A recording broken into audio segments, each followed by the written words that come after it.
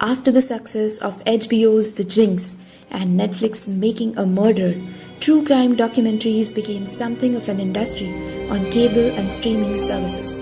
It's gotten even more intense in 2020 as Netflix seems to be dropping another terrifying true story to make you lock your doors every week. Without warning, Ryan Ferguson strangled the victim to death. Welcome to Cinematic. From deeper dives into stories you know like the crimes of Ted Bundy or the disappearance of Madeline McCann to the cases you have probably never heard of, these are the best offerings currently on Netflix about the darker side of humanity. Trigger warnings all over the place in this content, of course, so tread carefully. I was convicted for capital murder. I was convicted of capital murder. And I was sentenced to death. So now, we present to you the 25 best true documentaries on Netflix. Abducted in Plain Sight. This 2017 documentary film by Sky Borgman tells an insane story that few people even knew about until someone made a movie about it. In stunning, jaw-dropping detail, Borgman chronicles the kidnappings of Jan Rubber, an Idaho girl who was taken by a neighbor and a family friend named Robert Birchdold, pretty much with her family's permission. I loved him as deeply as I've ever loved anyone. Birchdold was a monster who worked his way into the Broberg family and brainwashed pretty much all of them. The honesty here from the family who still feels guilt over not stopping the crimes from happening is breathtaking. The mission was that I was to have a child that would save the alien planet by the time I turned 16. Some of the reenactments have been a bit controversial, but what's unforgettable about this film is a portrait of a family still grappling with the broken trust that changed their lives. Next, Amanda Knox.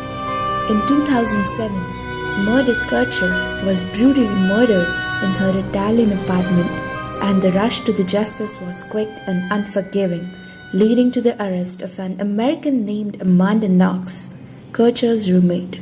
There have been several TV specials about the Knox case, but it's got a bit of everything.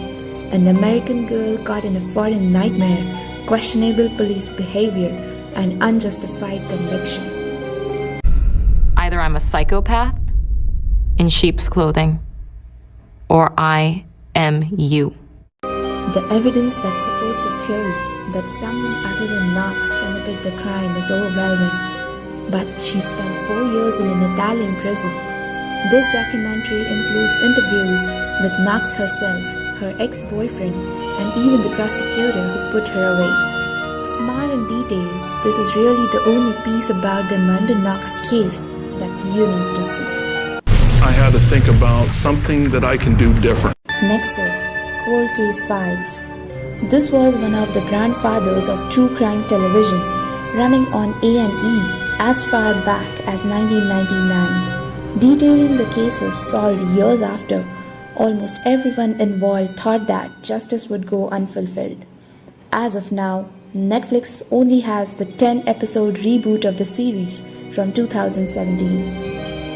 Hosted by Danny Glover, it has some questionable reenactment sequences in terms of taste and execution, but the actual cases are still fascinating studies of perspective. It sometimes just takes the right person looking at the same evidence to see something new. And the series is a stark reminder that cases often become hot again years after the crime was first committed. Look at Henry. He's pleasant, he's non-threatening, and actually a killing machine. A killing machine. Next, The Confession Killer. Almost every true crime series is about solving crimes. This one unsolves dozens of them. The story of Henry Lee Lucas is one of the most depressing in the history of crime solving because it not only offered false justice to hundreds of people but likely allowed criminals to continue murdering people because they got away with it. People say, why? Why are you doing it? The quick version is that Henry Lee Lucas, the inspiration for Henry, portrait of a serial killer, falsely confessed to a dozen of crimes.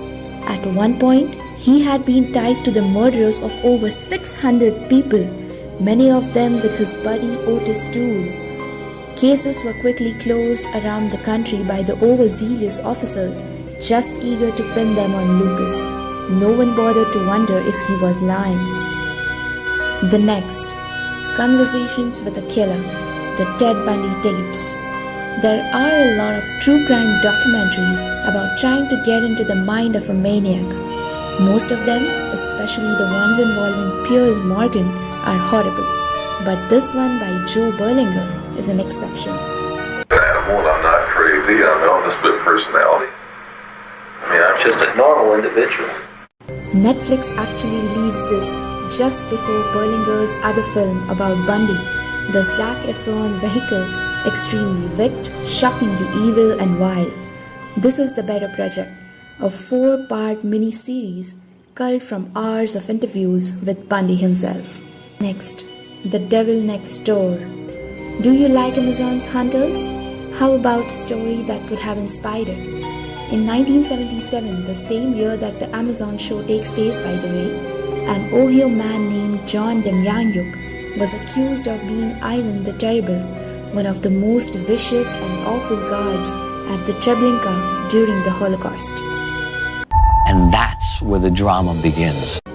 After years of denials, Demjanjuk was extradited to Israel, where he stood trial. The case remains controversial to this day. Just recently, photos surfaced again from Sobibor that reportedly featured Demjanjuk, and this detailed documentary offers both sides of the story. Our father's a very kind person, a very gentle person. There's a great deal of evidence suggesting that Demjanjuk was an SS guard, but probably not Ivan the Terrible. The archival footage here is riveting, especially the testimony of Holocaust survivors staring down their greatest enemy. It's powerful stuff.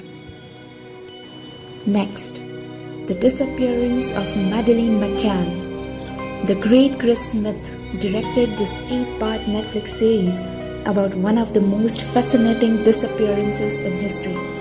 In May 2007, a 3-year-old Madeline McCann traveled with her family to a resort in Portugal. There's always something left to do till you find her. One night, while her parents were at dinner not far away, she was taken from their room, and then ensuing investigation and media fury was like nothing anyone had seen before. Smith gets into the case in more detail than any other project in history, ultimately revealing how shoddy police work and a rush to justice to accuse McCann's parents likely allowed the criminals to get away. McCann's case is a lot like that of John Bennett Ramsey, in that it feels like we will never truly know what happened or find a theory that makes all the pieces fit in. This is the most exhaustive look we have had yet at the story that continues to fascinate true crime fans. Next is Don't with Cats, Hunting an Internet Killer. This one truly snuck up on people, having dropped on Netflix this past December without much fanfare and becoming something of a phenomenon for true crime fans. One of the reasons for that is that it deals how internet sleuths impacted the case in question. The story of Luca Magnotta, who posted a video of himself graphically murdering 2 kittens. He needs to be stopped immediately. The internet went crazy trying to track him down and arguably pushed him to commit more crimes, including eventually killing a student named Jun Lin.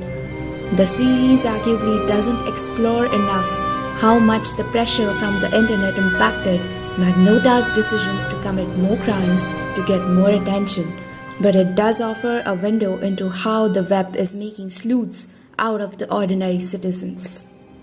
Now next, Dream Killer. Not every true crime documentary on Netflix is one of their own productions. This film by Andrew Jinx premiered at the Tribeca Film Festival in 2015 and is created with helping write a great justice. Kent Haythold was found brutally murdered in the parking lot of Columbia Daily Tribune in Missouri.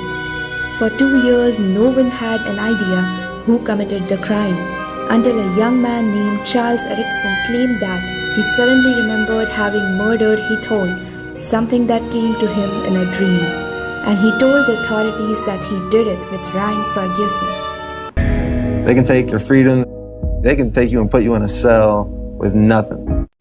There was almost no evidence, and Ferguson did a decade behind bars because someone he knew had a dream.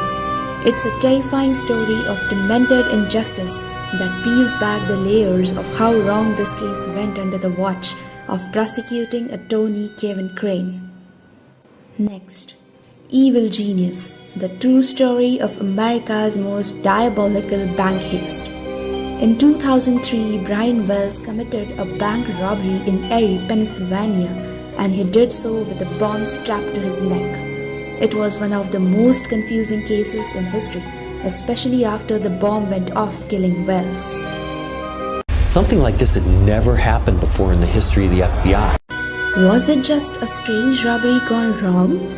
Reportedly inspired by the brilliant Paradise Lost, The Child Murderers at Robin Hood Hills, the director Trey Borzilieri started digging into the case himself and made a film about his own cinematic investigation, which led him into the bizarre web of Marjorie D. Armstrong, one of the Wells' co-conspirators who reportedly told the man that the bomb was fake. She was eventually sentenced to life in prison, but this description only scratches the surface of how truly strange this case remains. Next is Exhibit A. This 2019 series from Kelly Laudenberg is unique for this list in that it doesn't examine a specific case as much how modern techniques of crime solving can still be imperfect. You've probably heard of things like blood spatter and touch DNA on shows like NCIS or Dateline NBC, but Exhibit A reconstructs how these things can be misread and manipulated. They never believed us that our daughter was taken. One of the best episodes even confronts how surveillance footage that appears to show something to one person can be interpreted very differently by someone else. It's a fascinating series and we only hope that they make more of it. Now next, Fire, the greatest party that never happened. Not all true crime documentaries on Netflix are murder mysteries. This one is a crime of fraud, greed, and stupidity, chronicled in Chris Smith's excellent look at the Fire Festival of 2017. Run by Billy McFarlane, Fire promised to be the hip event of the year, but turned into an absolute disaster when they actually had to try and pull it off. Because every single day it got more intense. The film earned some criticism by letting the co-producer Jerry Media off the hook for their responsibility in fanning the social flames. But there's still some fascinating material here. Just do some research and even take the time to watch the companion piece on Hulu before you close the story for yourself. There's a lot to unpack here. Next, I Am a Killer. Interviews with people in prison, especially on death row, rarely work as television.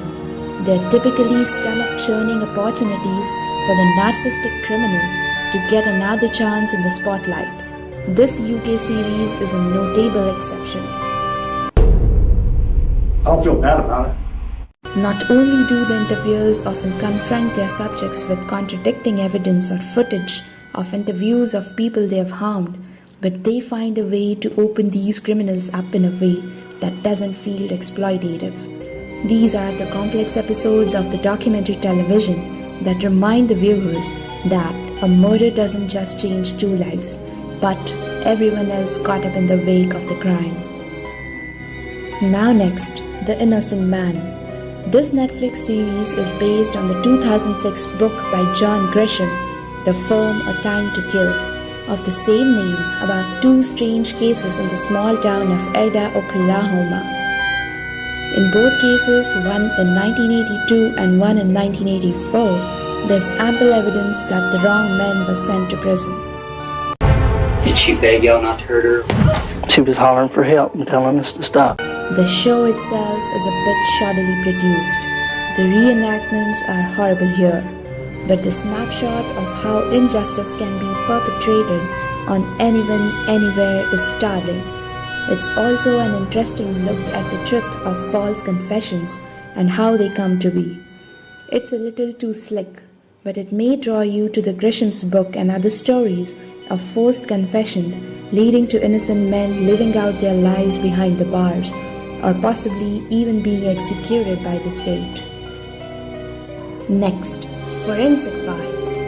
This is the true godfather of the true crime television, a show that everyone with cable or satellite knows still airs into constant rotation on the headline news. They're even bringing it back in 2020. There are literally hundreds of episodes of this show that air from 1996 to 2011, and the ones available on Netflix are separated into collections instead of seasons. One of the reasons they are so addictive is that they are bite-sized compared to the most true crime documentaries, typically running only 22 minutes long and detailing how forensic science puts the bad guy away over and over and over again. Even in such a small runtime, Forensic Files illuminates how such small details can be the undoing for a criminal who thinks he's got it all figured out. It's almost comforting to watch a bunch of these and realize how hard it is to get away with a murder. To all the viewers, stay tuned with our channel for other part of this video, which will include the other 10 best true crime documentaries on Netflix. And don't forget to subscribe my channel, share and like my video. See you soon!